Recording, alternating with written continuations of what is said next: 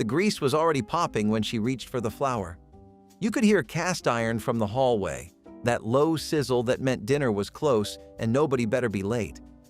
Here are 30 foods that prove the 1970s had the best comfort food in American history. Your parents probably had the set: the long forks with the colored tips, the squat pot on a little burner in the middle of the table, and the rule that nobody was allowed to double dip. Fondue parties swept American living rooms in the 1970s after the Swiss Cheese Union launched a marketing campaign to push Gruyere and Emmentaler abroad. What landed in suburban kitchens was a meal where everybody cooked together, reaching across the table, dropping cubes of crusty bread into bubbling cheese thinned with white wine and a splash of kirsch. The unspoken penalty for losing your bread in the pot was a kiss or buying the next bottle. Some families did chocolate fondue for dessert, dipping strawberries and pound cake while the conversation kept rolling. Most of those fondue sets ended up in the back of a cabinet by the early 1980s, gathering dust behind the slow cooker. Nobody throws a fondue party anymore. The pots are gone. So are the people who made the evening feel that easy. She greased the cast iron skillet first, then packed the bottom with brown sugar and lined it with canned Dole pineapple rings, a bright red maraschino cherry tucked into each center. Pineapple upside-down cake had been around for decades, but the 1970s made it a fixture at church socials, birthday parties, and any gathering where a woman wanted to prove she could bake. The batter went right on top of the fruit. Plain yellow cake, nothing fancy, and the skillet slid into the oven. The magic happened at the flip.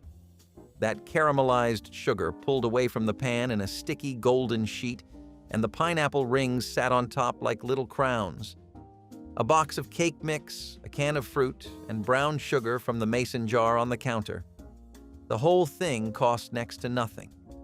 Your grandmother knew the exact moment to turn it. Too soon and the sugar stuck. Too late and it burned. She never set a timer.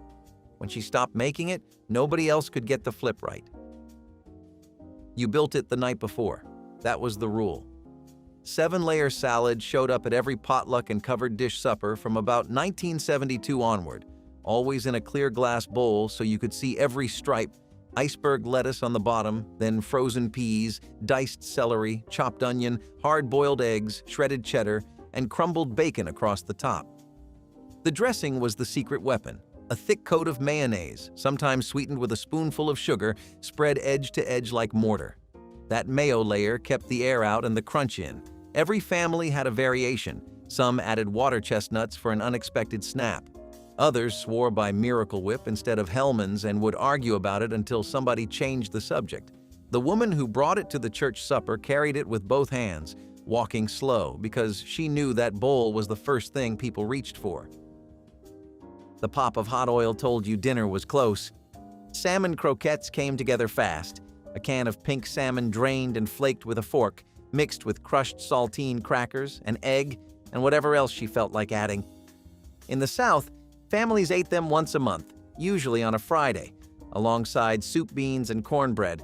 Southern black families called them croquettes and fried them in a well-seasoned skillet. Jewish grandmothers shaped them with matzah meal and served them cold the next day. Appalachian households used the bones and all. Kids grew up loving the crunch. Canned salmon from Alaska cost less than $1 and stretched into 6 or 8 golden patties depending on how many mouths were at the table. Nobody followed a recipe.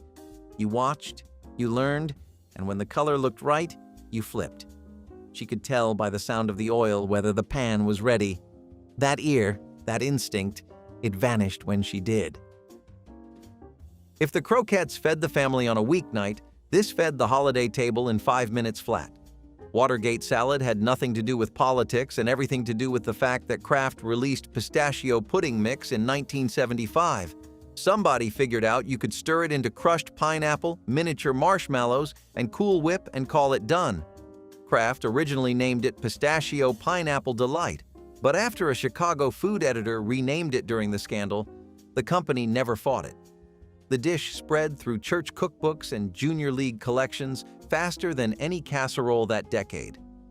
Bright green, impossibly sweet, and requiring zero cooking skill. It was the dessert that busy mothers made when they had 15 minutes between carpool and dinner. 5 ingredients, no oven, no stovetop. You didn't even need measuring cups if you eyeballed the Cool Whip. That kind of simple barely exists anymore, not because the recipe is hard, but because the women who made it without thinking twice are harder to find every year.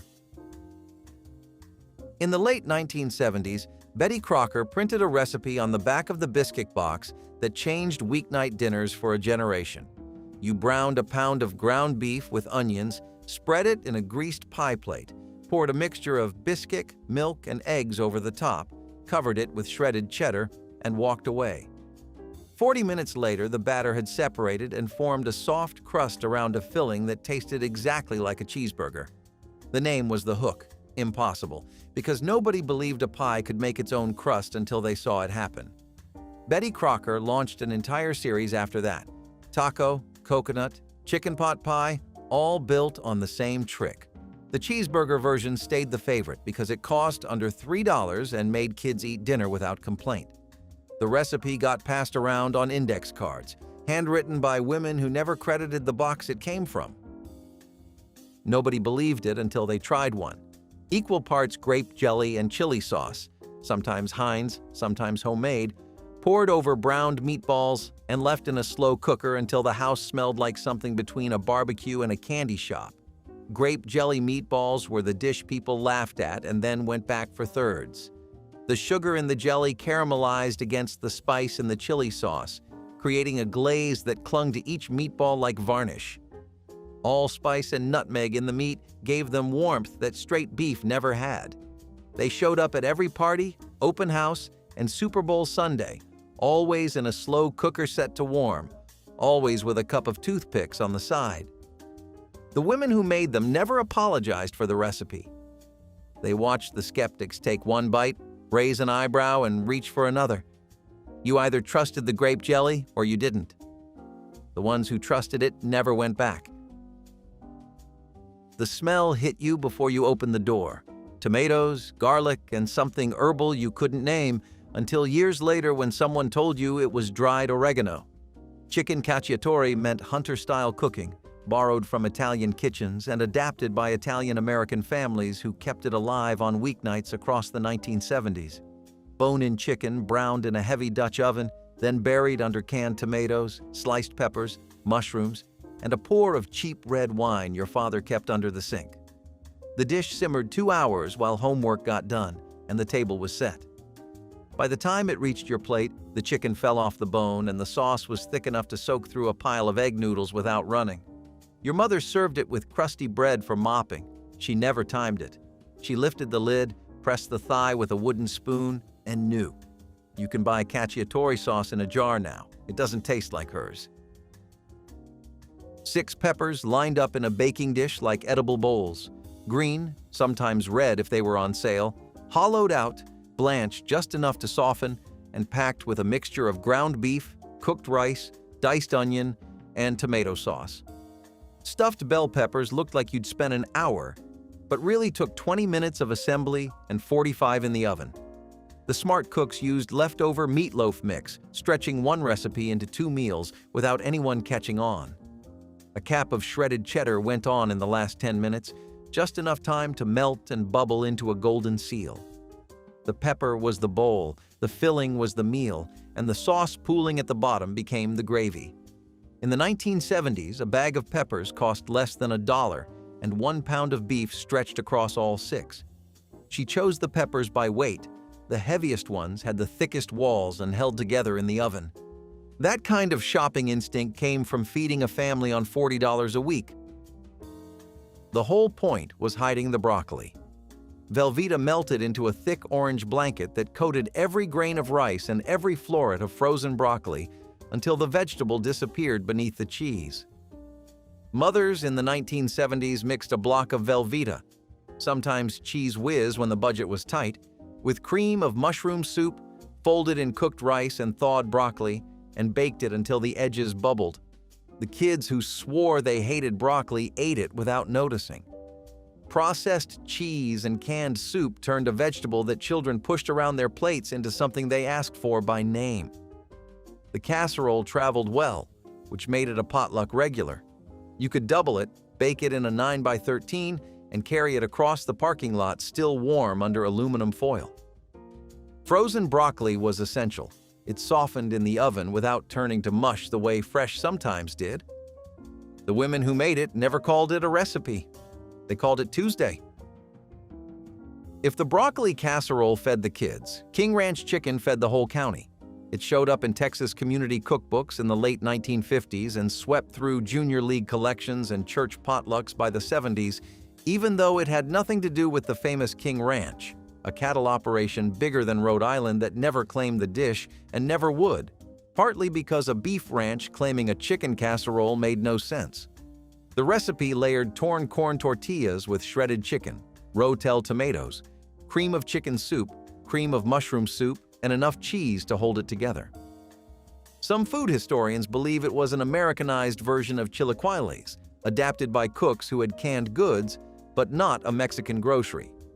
It baked into a thick, spicy slab you could cut into squares and serve on a paper plate without anything sliding off. Every woman in Central Texas had a version. Every version was the right one. The name told you everything. Funeral potatoes showed up at the door when someone died. A casserole dish carried by a neighbor who didn't know what to say but knew the family had to eat. The recipe started in Mormon communities across Utah and Idaho, where it was a fixture at post-service luncheons, but by the 1970s it had spread well beyond any single faith. Frozen hash browns mixed with sour cream, cream of chicken soup, diced onions, and shredded cheddar, all topped with crushed cornflakes tossed in melted butter. That cornflake crust crackled when you broke through it with a spoon. During the 2002 Winter Olympics in Salt Lake City, a souvenir pin featured funeral potatoes, proof the dish had become an icon beyond the grieving table. But the name never lost its weight. You didn't make funeral potatoes for fun. You made them when a chair would never be filled again, and the only thing you could offer was something warm. It started in a New York City restaurant called the Divan Parisien, where the chef built a chicken and broccoli gratin under Mornay sauce and never shared the recipe. By the 1970s, home cooks had stripped it to what they had: leftover chicken, frozen broccoli, cream of mushroom soup, a squeeze of mayonnaise, and sharp cheddar on top. Chicken Divan went from Park Avenue to Potluck in under a decade. The restaurant version required a double boiler and imported cheese. The home version required a casserole dish and 30 minutes. The cooks who made it never knew the restaurant. They just knew the broccoli turned tender under melted cheese, the chicken stayed moist inside the cream, and the breadcrumb topping browned into a crust that cracked when you served it. Church suppers counted on it. Bridge clubs expected it. When the woman who always brought it stopped coming, somebody else tried her version and it never tasted the same. Not everybody knew how to pronounce it, but everybody knew they liked it. Quiche Lorraine brought a buttery crust filled with eggs, cream, smoky bacon, and Gruyere into American kitchens during the 1970s, mostly because Julia Child made French cooking feel possible on a Tuesday. The dish came from the Lorraine region of France, where it had been a working lunch for centuries, but in suburbs it became a brunch centerpiece, served with a side salad and white wine when company came on a Saturday morning. The real skill was the crust. A soggy bottom ruined everything, and the women who made it well blind-baked the shell with pie weights before the custard went in. Others used a frozen crust, and nobody judged them. The backlash came later. A book called Real Men Don't Eat Quiche turned it into a punchline by '82. The women who served it never cared what the joke said. If quiche borrowed from France, this borrowed from a bar stool. The Harvey Wallbanger was a cocktail: vodka, orange juice, and a float of Galliano, the Italian herbal liqueur with the tall, skinny bottle. Legend said the drink was named after a California surfer who had too many and stumbled into a wall. By the early 70s, a Galliano marketing campaign made the cocktail famous, and somebody realized the flavors worked in a bundt cake: yellow cake mix, vanilla pudding, eggs, oil, orange juice, vodka, and a few tablespoons of Galliano. Then a boozy citrus glaze poured over the top while the cake was still warm. A 1973 newspaper column reported a rush of reader requests for the recipe. Another reader won $5 entering it in a '78 recipe contest, calling it her favorite for New Year's Eve. The cocktail-turned cake was the kind of idea only the 70s could have made seem perfectly normal. No party started until the cheese ball hit the table. Cream cheese blended with shredded cheddar, a packet of onion soup mix, and a splash of Worcestershire, shaped into a ball, chilled firm, and rolled in chopped pecans. The cracker plate went around it like a halo. The cheese ball's history stretches further than most people guess. In 1801, townspeople in Cheshire, Massachusetts, pressed a 1,200-pound cheese wheel as a gift for President Thomas Jefferson. The 70s version was smaller but no less serious. Every hostess had her variation: pineapple and ham, port wine and walnuts, bacon and chive, and every one of them watched the room to see whose disappeared first. The cheese ball was where kitchen politics played out. Yours came home untouched, you heard about it. Gone before the main course, you said nothing. You just smiled. They called them calico because of the color. 3 or 4 kinds of beans mixed together, speckled like the fabric. Calico beans were a Midwestern church supper staple through the 60s and 70s, built from canned kidney beans, butter beans, pork and beans, and sometimes navy beans, cooked down with ground beef, bacon, brown sugar, vinegar, and ketchup until the whole thing turned into a sweet, tangy, slow-bubbling mess that fed 40 people from one roasting pan. The dish showed up at every potluck, every 4th of July, every funeral repast in small-town Minnesota and Iowa. The women who made them knew by color when the sauce was right, by smell when the sugar had caramelized, by weight when the pan was too full to carry alone. Somebody always held the door. The beans went straight to the center of the table. When those women stopped showing up, the recipe cards stayed in the drawer and the suppers got quieter. The idea was so simple, it felt like cheating. You baked a white cake from a box, pulled it out, and poked holes all the way through with the handle of a wooden spoon. Then you mixed a packet of Jell-O, strawberry, cherry, lime, whatever was in the pantry, dissolved it in boiling water, and poured it over the hot cake. The gelatin seeped into every hole, staining the white crumb with ribbons of bright color you couldn't see until you sliced it. Cool whip on top sealed it shut. Jell-O created the recipe to boost flagging sales, and it worked. Poke cake spread through community cookbooks and grocery store recipe cards faster than almost anything that decade. Kids loved it because it looked like a science experiment. Mothers loved it because it took 10 minutes of effort. The cake sat overnight in the refrigerator, and by the next day, the colors had run deep. Every birthday, every bake sale, somewhere in the neighborhood, somebody was poking holes in a cake. The Silver Palette Cookbook landed in 1979 and changed what dinner parties looked like. Chicken marbella was the recipe everyone made first.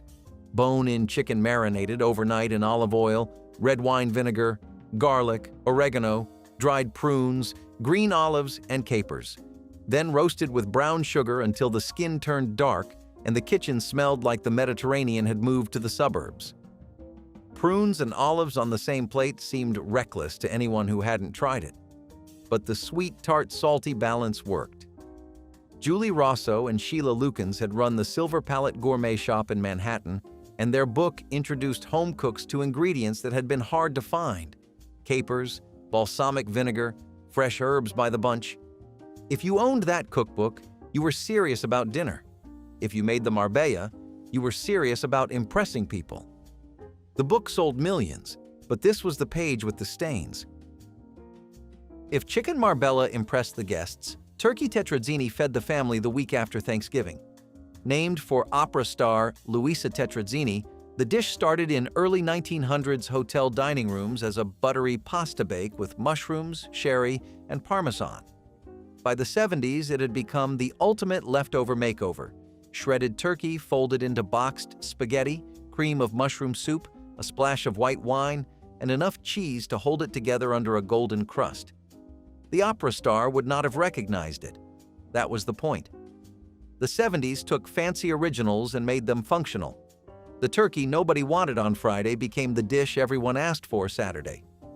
Your mother divided the carcass into projects: soup on Wednesday, sandwiches on Thursday, tetrazzini on Friday, and nothing went to waste. She could stretch one bird across an entire week without repeating a meal. That kind of kitchen math doesn't get taught anymore. It arrived looking like nothing else. Bright green, chilled, sitting in a chocolate cookie crust that crumbled when you pressed a fork through it. Grasshopper pie took its name from the grasshopper cocktail, a drink made with crème de cacao and crème de menthe. The pie version folded those liqueurs into melted marshmallow and whipped cream, poured the mixture into a crushed Oreo crust, and chilled for hours until it set. Cool, minty, impossibly smooth. The green was striking. The mint was clean. The chocolate crust grounded the whole thing. It peaked in the 60s but held strong through the 70s at dinner parties where the hostess wanted a dessert that looked dramatic without needing the oven. By the 80s, frozen yogurt and tiramisu pushed it aside and it slipped off menus for good. But the people who tasted it at their grandmother's table still remember the cold, the color, and the way it melted on the tongue before you had a chance to chew. You didn't stir it. That was the whole secret. 7-layer casserole asked you to trust the oven, raw rice on the bottom, uncooked ground beef broken into chunks, tomato sauce, sliced onions, chopped bell peppers, diced celery, and bacon across the top. Lid on, 90 minutes, don't touch it. The rice absorbed the liquid from the sauce and the fat from the beef. The vegetables steamed in their own moisture. The bacon crisped on top, dripping flavor down through every layer. The women who made it loved the 90 minutes of free time on a weeknight. The men who ate it never guessed how little effort went into something that tasted like it simmered all day. The trick was the order. Rice always on the bottom, bacon always on top, nothing in between got touched. Stir it and you ruined the architecture.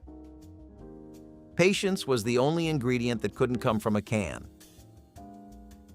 The secret was allspice.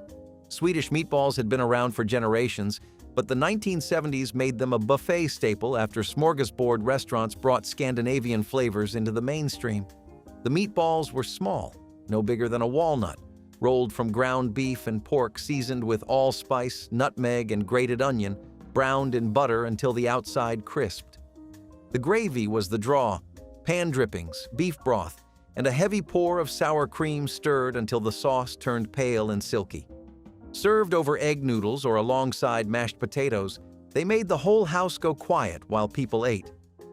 PTA meetings, reunions, holiday buffets, the meatballs showed up everywhere, held warm in a chafing dish. The woman who made them rolled each one by hand, dozens at a time, and never made them uniform because she said same-size meatballs looked like a factory. People told themselves it was healthy because it had carrots. That was the lie the 70s needed. Carrot cake was loaded with sugar, oil, grated carrots, crushed pineapple for moisture, walnuts, raisins, and enough cinnamon and nutmeg to fill the kitchen the moment the oven opened. The cream cheese frosting was the real reason anyone ate it. Thick, tangy, spread in heavy swoops that added more calories than the cake beneath.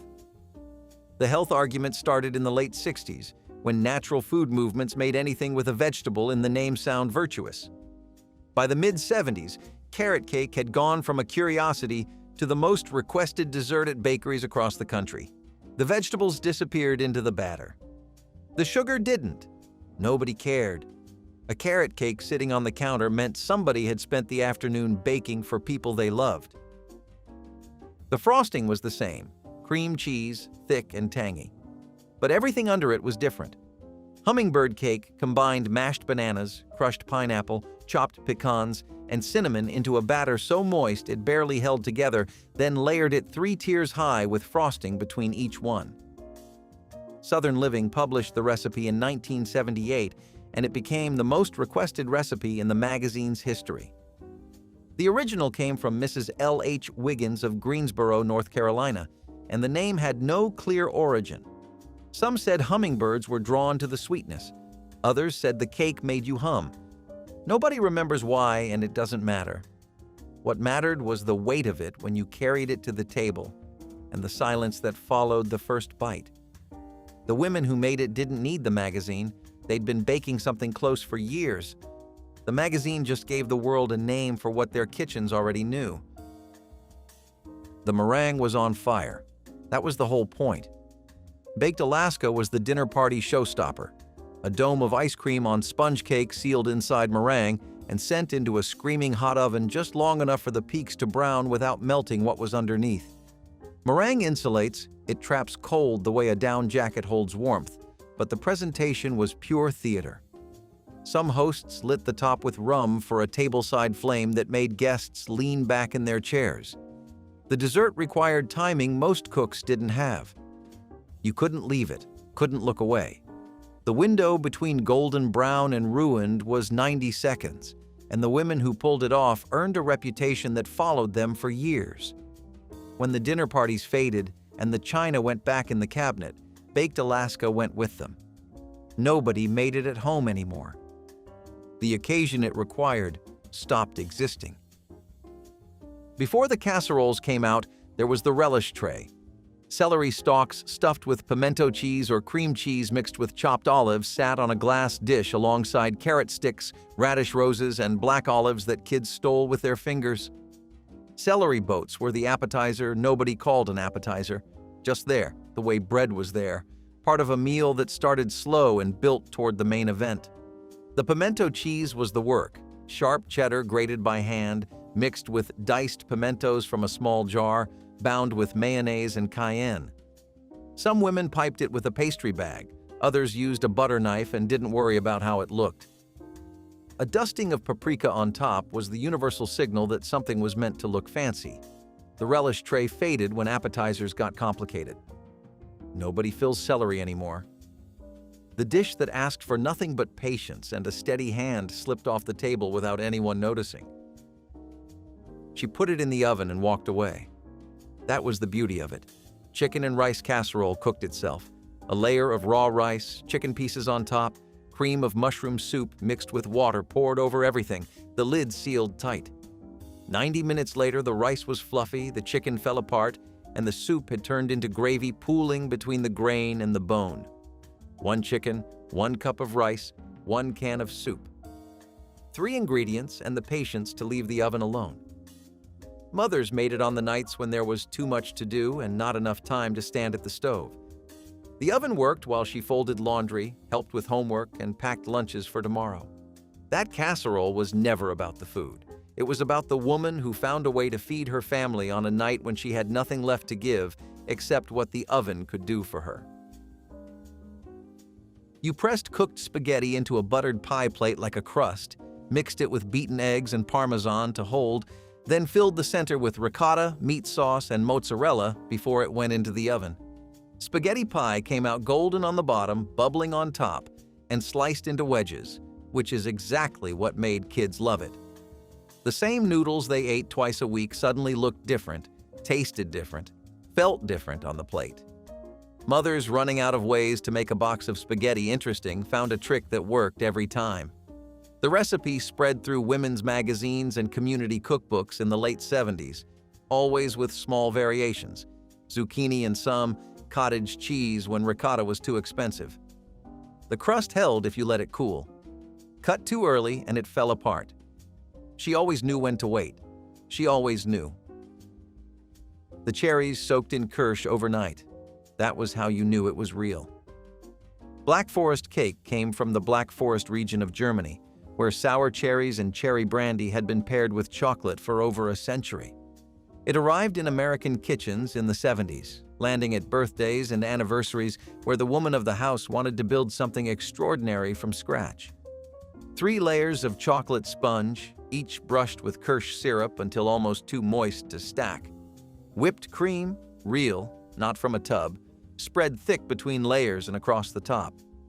Maraschino cherries dotted the crown, and dark chocolate curls shaved from a block scattered over everything. The assembly took longer than the baking. She stood at the counter for an hour, layering, steadying, wiping cream from the edges with a warm knife. She made it look effortless. She made it every year, and when she stopped, nobody tried. They knew they couldn't match what her hands remembered. Long before any of those dishes reached a dining room table, something far older was already feeding American households from the soil up.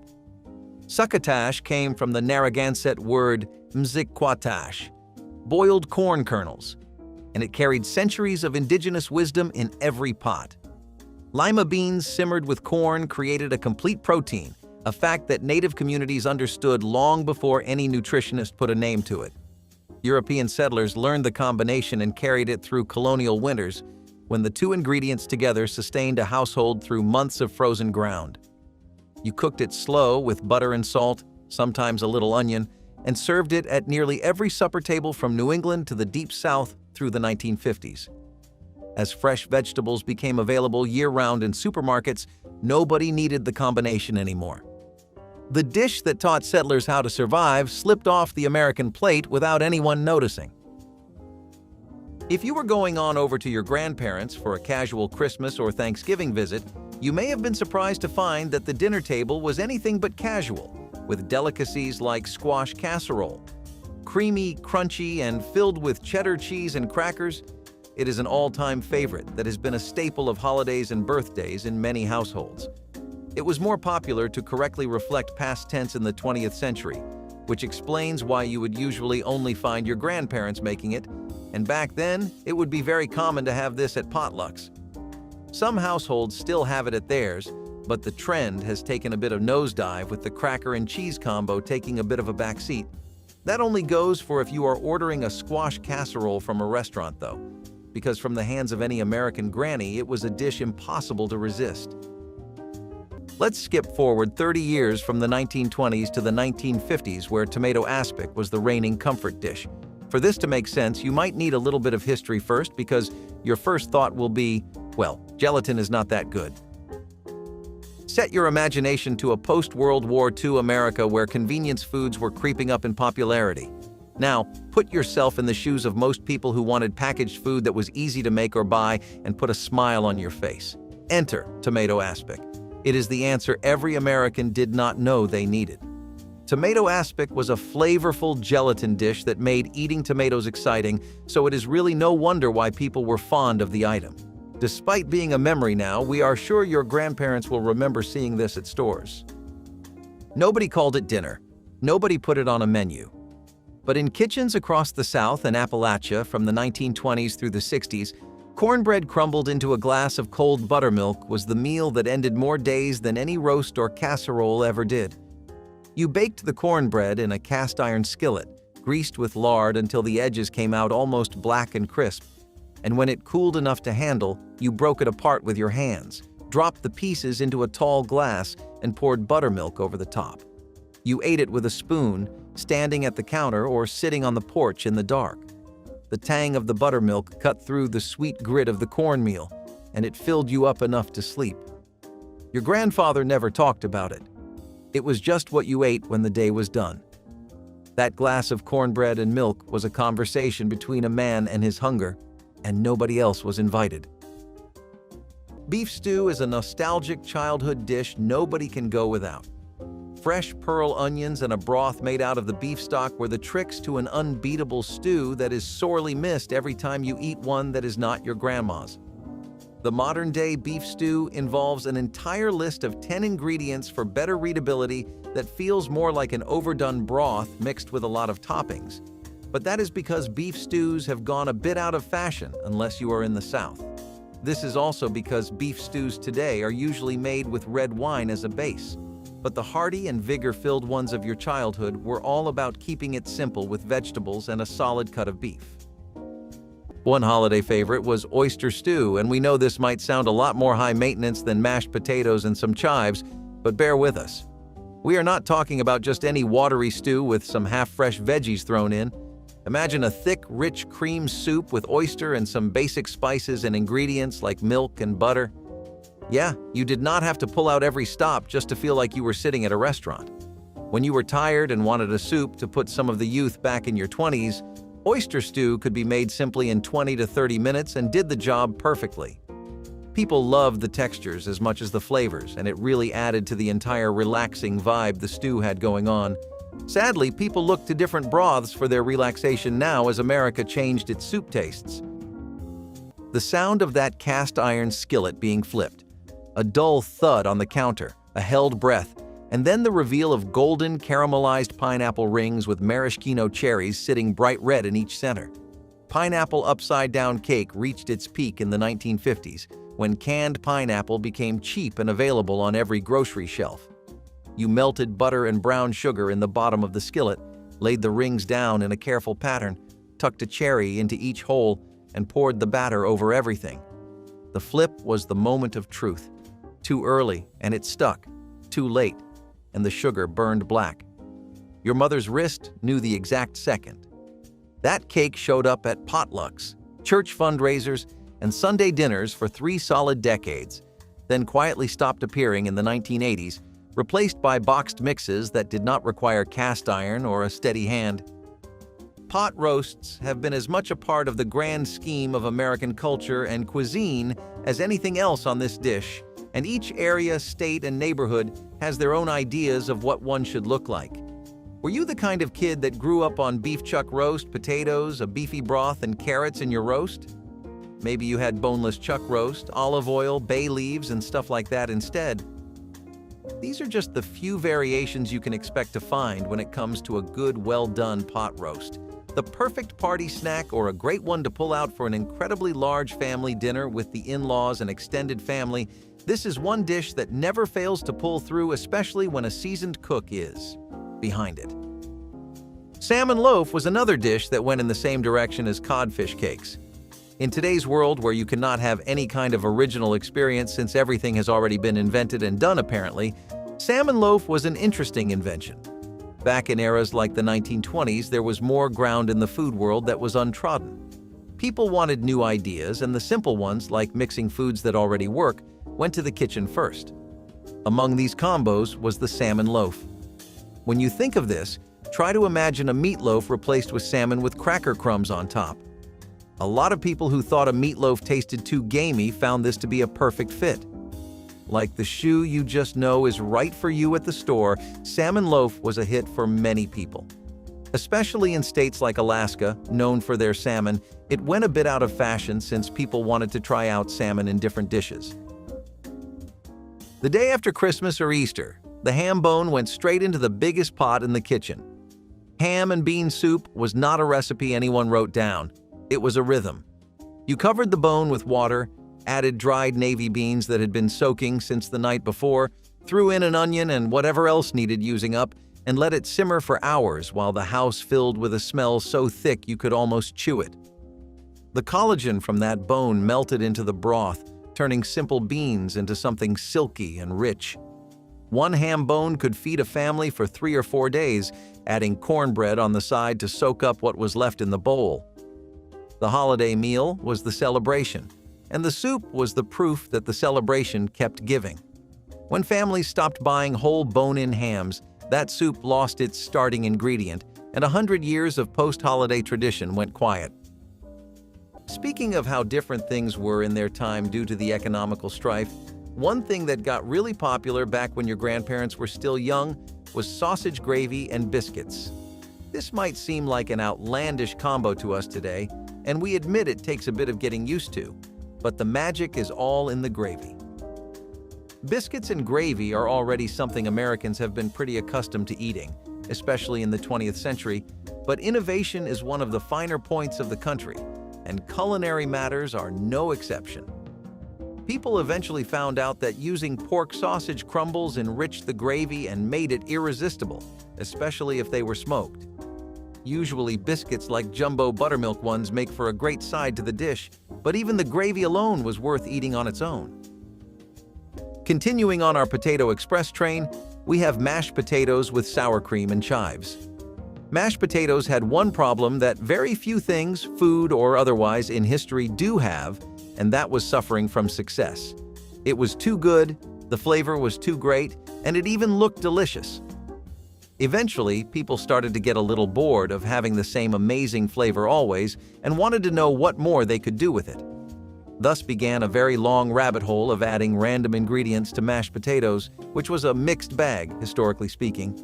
You had some absolute train wrecks, but among the heap, you would find gold like sour cream and chive mashed potatoes.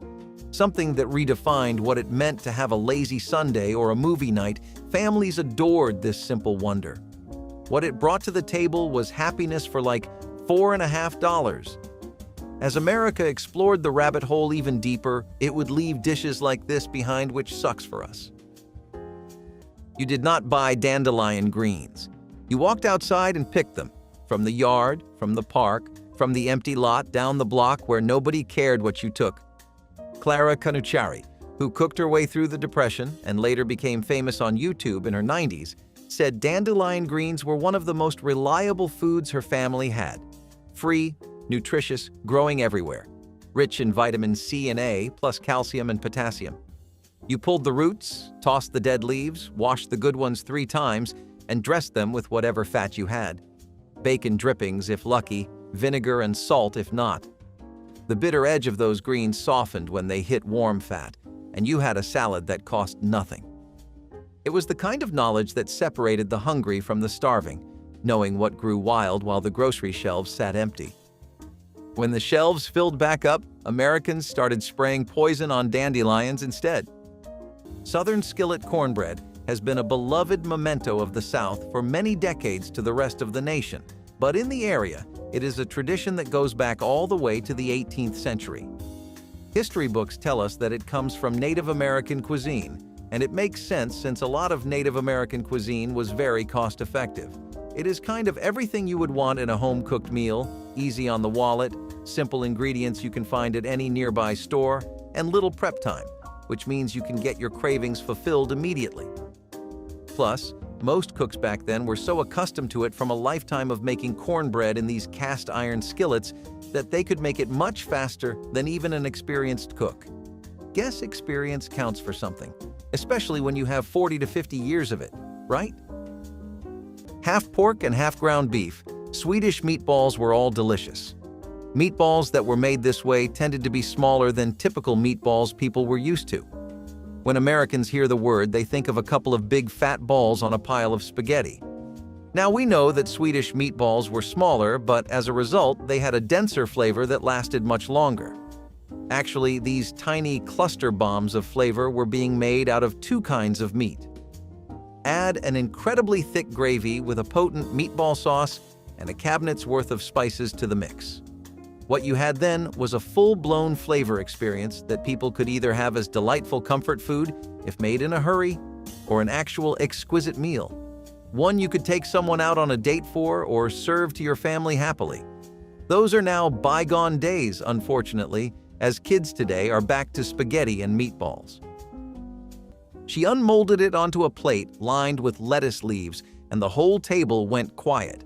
A shimmering, jiggly red ring of tomato aspic, studded with olives and chopped celery, served cold at ladies' luncheons and church suppers from the 1920s straight through the early 60s.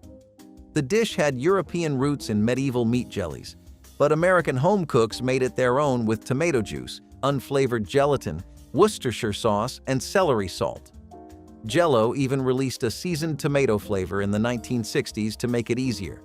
Every cookbook between 1920 and 1940 had at least one aspic recipe, and the women who made them took pride in the unmolding. That careful dip in warm water, the slow turn of the wrist, the held breath as the ring slid free. It was presentation as love language. Today, the copper molds sit in antique shops, and the daughters who watched their mothers unmold those perfect rings could not tell you the recipe if you asked. Here is a dish that you have probably heard of one too many times but never gotten enough of: meatloaf with mashed potatoes. Let's just say that comfort cooking really does not get much higher than this, nor more relaxing. Sitcoms, movies, and comedies across the decades that depict middle-class families always have somebody serving up a killer meatloaf, and it is for good reason. Our generation's parents always grew up eating a hearty meatloaf with a side of perfectly mushy soft potatoes, so it is no wonder that they kept the custom going. Today, mashed potatoes have an 85% popularity rate, which even beats hamburgers and cheeseburgers. You would think that those would be America's top 1, but it seems nothing can beat Grand's meatloaf classics. Forget maritime memories and bowls of dumplings or potatoes. Let's talk about stuffed cabbage rolls. Cooking cabbage was something that was not so popular down in the South, but more so on the West Coast. People would take these cooked cabbage leaves and wrap them around every kind of filling you could imagine: ham, chicken, beef, or bacon, and even cheese. Maybe some of you might agree that America does not know when to leave things alone. Usually very popular as a health-friendly dish that also gave you protein and taste, it was really common for houses to make this for an afternoon lunch. Cooking the cabbage gave it an even crispier texture too, so that always helped matters with American taste buds. Unfortunately, it would not have much of a presence except its local one, and eventually even that faded away when people got less green-savvy with their food. If you walked into a restaurant anywhere in New York City between 1910 and the 1960s, there was a good chance Welsh rarebit was on the menu. Sharp cheddar melted with ale, a streak of Worcestershire, a hit of dry mustard, all poured thick and bubbling over toasted bread. It appeared on more than 300 menus across the city during that stretch. Hannah Glass printed a version in 1747, and the dish crossed the Atlantic with British immigrants who carried it into American diners and hotel dining rooms. William Randolph Hearst loved it so much he made it himself for guests at midnight, even with an entire kitchen staff on call. You ate it with your hands, the toast bending under the weight of the sauce. By the late 1970s, it had slipped off nearly every menu in America, replaced by the grilled cheese that needed no sauce, no ale, and no skill.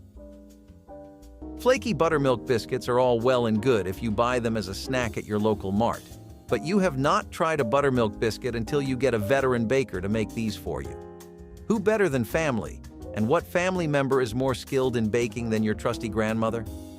Well, not all of them cook or bake, but the nation has more than its fair share of grandma's creamy buttermilk recipes floating around the internet and cookbooks from dozens of years ago.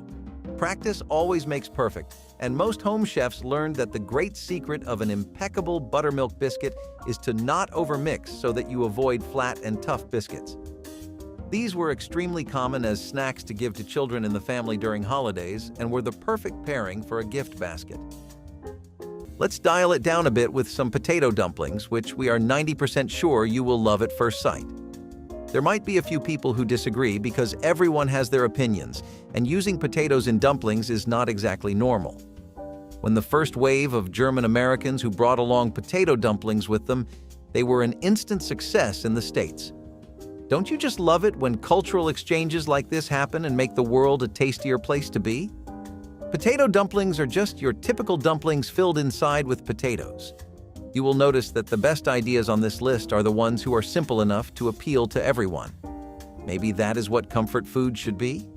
At least potato dumplings fit a lot of people's idea of what comfort eating is. It leaves a little tear in your heart to see this vanish from most houses and dumpling places now. In the 1940s and 50s, creamed chipped beef on toast fed more American families than almost any other single dish. Dried beef shaved thin, stirred into a thick white sauce of butter, flour, and milk, then poured over toast so hot the bread went soft underneath. Military mess halls served mountains of it during both World Wars, and the soldiers who came home brought the taste with them. The nickname it earned in the barracks cannot be printed here, but every veteran knew it. It cost almost nothing, stretched to feed a crowd, and the leftover sauce kept in the icebox. Some households added hard-boiled eggs or green peas to push it further. That sharp, salty pull of dried beef against creamy sauce once defined Tuesday night in 100,000 kitchens. Now, the dried beef itself has nearly vanished from grocery shelves, and the dish went with it. Now, mashed potatoes and gravy need no introduction or explanation. Everyone and their mother's mother has had it. But did you know how good they were at making it? Receiving this dish from the chefs of generations ago was an entirely different experience in comfort. We do not know what spices they would mix, as each area had its own variations, with some even using mushrooms. Most popular was coriander, thyme, black pepper, and some oregano. The gravy would even put KFC to shame, if we are being completely honest. You just did not feel like eating from the outside when you had such fine dining available at home, and it was the perfect thing to get you back up only our feet from an exhausting day. Veal piccata makes the two dishes before look like roadside diner dishes because this really is a complex dish, even if you make a bare-bones version of it. So you have to think, what's this doing on a top 20 comfort foods list? We say, great comfort can often be found after just a little bit of effort, and veal piccata proves the point. Thin slices of veal sautéed in a reduction in a simple white lemon sauce. If you were really feeling like a Michelin star chef on their week off, you would throw in some capers. It might have taken an hour or more, yes, but the taste was unmatched. The best part was that it used little amounts of meat to provide a restaurant experience at home. You can see why this became a comfort food now, we hope. What we cannot see, on the other hand, is why this went out of style, but nowadays it is not popular to make. Depression cake asked for nothing a kitchen could not spare. No eggs, no butter, no milk. You mixed flour, sugar, cocoa powder, vinegar, vanilla, vegetable oil, and water right in the pan, stirred it with a fork, and slid it into the oven. Some called it wacky cake, some called it crazy cake, and during the worst years of the 1930s, most just called it the only cake they could afford. The vinegar reacted with the baking soda to make it rise, a trick that turned a handful of pantry staples into something that tasted close enough to chocolate cake to make a child smile on a birthday that had nothing else to offer. When the recipe went viral again during the COVID lockdowns of 2020, bakers treated it like a discovery. It was not. It was a survival tool that your great-grandmother had memorized by heart, baked in the same dented pan every time, and never once written down. There are some baking challenges that only your grandmother is equipped for, and making the pinnacle of brown butter sweet potato pies was one of them. Seriously, even bakeries and fancy eateries have struggled to nail every aspect of a pie, but for most home chefs in the United States, it seems to be just another Tuesday with the oven. You take a flaky pie crust with a velvety potato filling that is usually topped off with whipped cream, but most older cooks preferred maple syrup as that was what they grew up with. Just a bit of dark brown sugar would elevate this dish into the perfect dessert, though it would often steal the show entirely on its own. The thing is built to make your mouth water, and we mean looks-wise too, since the brown and caramel hues of the pie just make it all the more enticing. Have you ever heard of this one before, and would you try it? If you seriously thought gelatin and tomatoes were controversial, keep your head on for baked pineapple ham. Yup, rings of pineapple stuffed to the max with every inch of ham you could squeeze in, then baked, sometimes with additions like brown sugar. Not really something the appetites of today could appreciate, but in Hawaii and other places in America with a niche love of fruits and meats together, this was the bomb. People drew a big red line at pineapples on pizza, but with ham, they were willing to excuse the crocodile under the bed. Maybe the flavor of ham worked better, or maybe it was the baking. Either way, you could often come into your friend's apartment and find these in the fridge back in the 1920s to 1930s. Comforting times with comforting foods, even if we do not see them today anymore. But if cheese and potatoes kept people alive at home, it was the soup kitchens that kept strangers alive on the streets, and oxtail soup was often what they served. During the Depression, butchers practically gave away oxtails because no paying customer wanted them.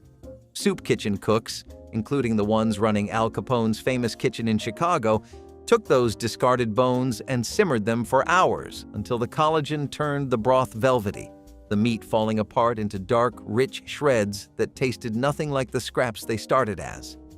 The marrow dissolved into the liquid, giving a depth of flavor no chicken stock could touch. It was nose-to-tail eating decades before any chef in a white coat claimed the idea. Oxtail soup was proof that the parts nobody wanted could become the best thing in the pot. When the economy recovered, America walked away from oxtails and never looked back. Speaking of cheddar cheese and nostalgic family meals, we cannot go without mentioning the ever-timeless King Ranch chicken casserole. This is definitely a dish for those people who feel like casseroles without meat or protein of any kind are missing something and do not feel as fulfilling. It would take about an hour to cook, but this did massive numbers in every neighborhood from Detroit to Texas. Especially more so in the South, it was a common practice for families to preserve their King Ranch chicken casserole recipes. The real strength of the dish was that you could use as much of the ingredients as you wanted, letting you double or even triple the dish, an advantage that Southern grandmas would very often use when they were in the mood to dote on their grandkids. Speaking of crispy, everybody knows breadcrumbs and meat go together, and nothing proves that like codfish cakes. A nice way to jazz up a home party or a cute snack to bake for your partner? You could really make codfish cake with any white-skinned fish. Adding breadcrumbs, spices, and mashed potatoes into the mix was a set of flavors that was not that flexible. Looking into ancient history such as the 1900s, we can find some pretty early references to crispy cod in cakes. There is your food history fact of the day. Cod made the idea click so good that people went crazy over them. Go out for a stroll in the 1900s, and you could easily find this at any joint around the corner or food stall. A perfect crisp with a tender inner and all the savory flavors you would want in a comfort food. Sadly, as far as fishes go, people are looking for different catches for their meals now. By the 1970s, the potluck table had turned into a stage, and nothing stole the scene quite like Watergate salad. Pistachio pudding mix, canned crushed pineapple, miniature marshmallows, chopped pecans, and a mountain of whipped topping, folded together into something bright green that nobody could call a salad with a straight face. It showed up at every church supper, every holiday buffet, every neighborhood cookout where the women competed quietly over who brought the best dish. The name came from the scandal, though nobody agreed on why. When Jell-O pudding mix started gathering dust on grocery shelves in the 1990s, Watergate salad went with it. Not because anyone decided to stop making it, but because the one woman who always brought it stopped coming to potlucks, and nobody else knew her proportions. Want to go for another odd dish that brightens the mood up at parties, holidays, and feasts alike? Broccoli cheese casserole was the American populace's answer to concerns about how the diet of kids these days just does not have enough green at them. The age-old question of how do we make broccoli taste as good as a cheeseburger still stood pretty firm though, and one genius in the 1800s had the bright idea of mixing broccoli into a casserole. As you must be quite familiar with by now, America tends to add cheese to anything it can see, so it does not take a lot to figure out how this came to be. A creamy sauce with fresh broccoli florets and cheese crackers are a tried and tested 1900s combo. Before Ritz crackers ever hit a grocery shelf, pioneer families crossing the Great Plains were already making mock apple pie, crushing stale soda crackers into a pie shell, pouring sugar syrup over the top, and baking it until it fooled a tired family. The Saturday Evening Post printed a recipe for cracker pie as early as 1857. But it was Nabisco that turned it into legend, printing the Ritz version on the back of every box around 1934, right when the Depression had made apples a luxury. The trick was cream of tartar. That white powder pulled a fruity, tart note out of nothing, and the lemon juice did the rest. You poured that syrup over broken crackers, sealed the crust, and baked it golden. 3 people at the table would swear they tasted apples. The 4th knew better but kept quiet, because the woman who made it had turned 10 cents worth of crackers into something that held a family together after supper.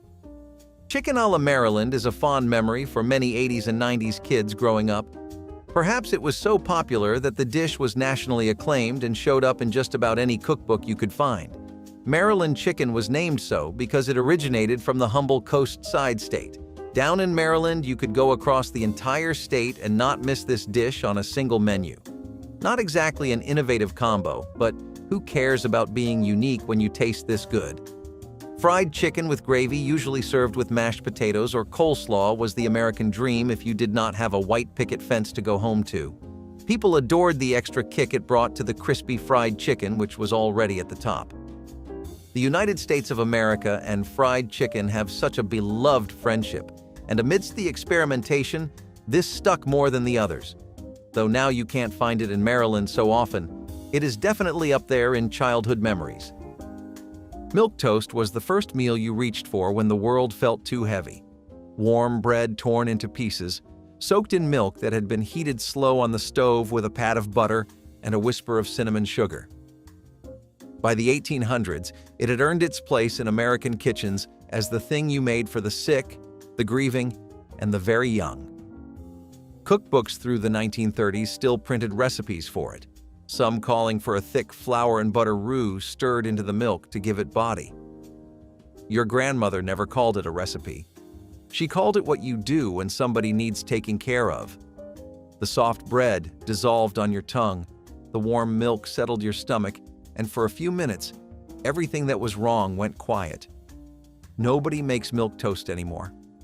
The women who heated that milk by feel, who carried that bowl to your bedside without being asked, they are gone, and the taste went with them. A lot of the recipes from the times of our parents come from the Depression and from when America was recovering from it, but things like baked ziti is what they would whip up when they had a bit of money in their pocket. Some cooked ziti, ricotta cheese, eggs, and spaghetti sauce meant for an incredibly easy and amazing pasta. If you had the Parmesan to spare, you could also sprinkle it on or add a melted layer as a topping. It did not take too long to make, and it tasted very different from regular pasta or spaghetti and meatballs, which was a recipe favored by moms more than grandmas. The real highlight of the dish is in the shape of the ziti, since they end up being these 25 to 30 centimeter tubes.